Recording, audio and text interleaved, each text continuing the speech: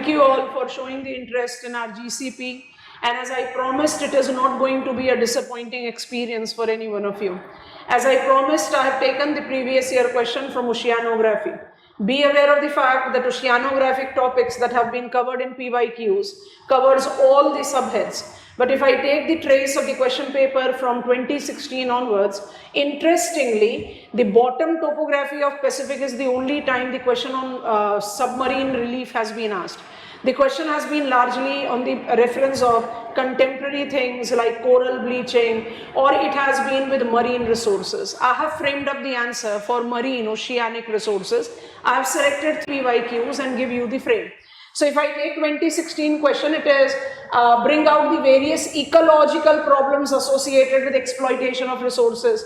2018 describe the potential marine energy resources and the benefits with environmental impact. And 2020 question, basically that is what we have framed the answer of, because that gives me the scope of enlarging the things elaborately. So marine resources are economically very significant. Discuss citing suitable example. Notice that the nature of the question have been so sequentially repetitive that 2023 we have got the question, give an account of marine resources and their economic significance, how marine pollution has affected such resources. So if you see these tail ender factors, environmental impact, ecological problem, you can relate it to the topic of your syllabus that you learn separately as marine pollution. Because when you take reference of marine pollution, you are in the position of integrating precisely all the ecological environmental challenges related. So while giving you the frame of the answer, I have asked you to understand that all these questions are ultimately focusing on the marine resources factor. But we are having certain elements of environmental impact that is associated. So we are largely taking up the answer of the general marine resources, harvestability, distribution and challenges. That is to be included as per the appropriation of the question.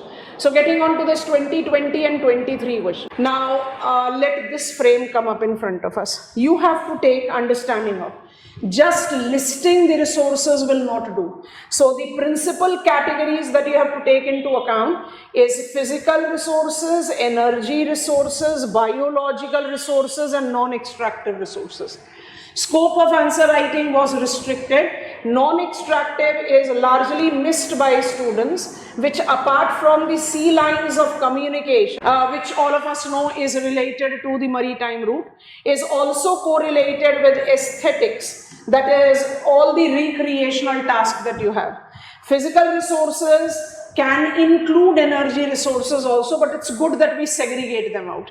And now I want to quickly scroll it out. Physical resources are from the result, a line of introduction we have taken, and that line of introduction gives us the reference from the deposition, precipitation or accumulation of useful substances.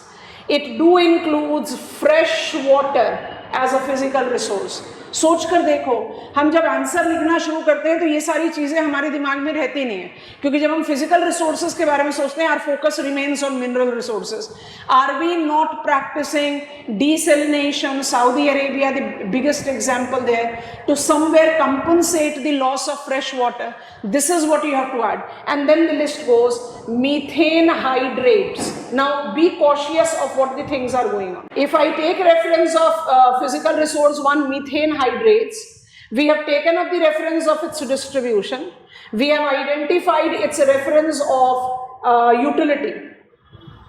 And we have added purposefully, because multiple PYQs we have taken into account, that what kind of environmental challenge, because we know that methane will be fizzing out very strongly once it is eased out with its pressure. So try to be very, holistic with your answer writing. And if I quickly scroll across the other constituent, sand and gravel, physical resource, magnesium and magnesium compounds, they are very significant constituent and precisely every student attempts to write on it.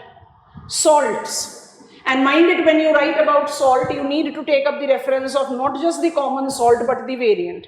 Manganese nodules, significant, and others, phosphorite deposit, metallic sulfides, mud.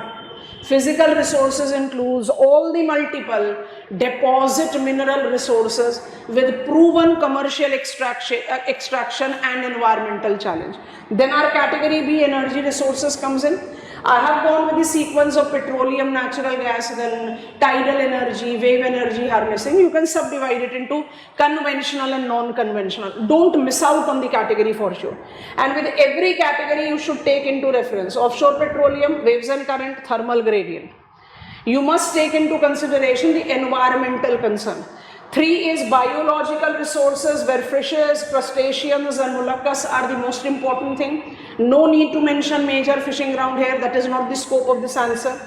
Then you have whaling, then you have fur-bearing animals and botanical resources. Answer to this question comes up with the reference of multiple range. In the introduction itself, because we have wrote about the non-extractable resources, we are not getting to the details. How it is integrated with the class notes. So can you notice in our class notes, we have got this complete flow chart that takes into consideration all the categories of resources, because it goes up in the continuation of the study. Details gets restricted essentially with major fishing ground, biotic resources with the nectons, plankton, seaweeds, pearl, seal. Abiotic resources as energy resources with conventional, non-conventional, and mineral resources that are dissolved and deposited. That kind of comprehensive coverage we get into our study. And if I have to take the details of it, as I said, we are having the account of details of each of the resource, like the page here is depicting nectons. Nectons is ecological term for fishes. I have got many fishing grounds, many fishing methods, and you have to basically take that into account.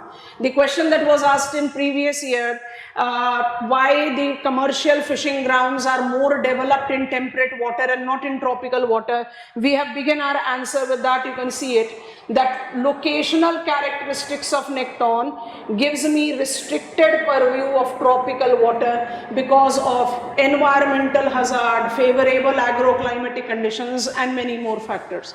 Wholesome it is. So you have your class notes, you have got the PYQs in your GCP, just try to integrate and use it essentially to the topics where you have not solved previous year questions, because such ready-made questions definitely do wonders in examination hall, because any question that is directly coming up, say marine resources, energy resources, mineral resources, you have got a ready frame of answer, and that does wonders to your performance and thus to your score.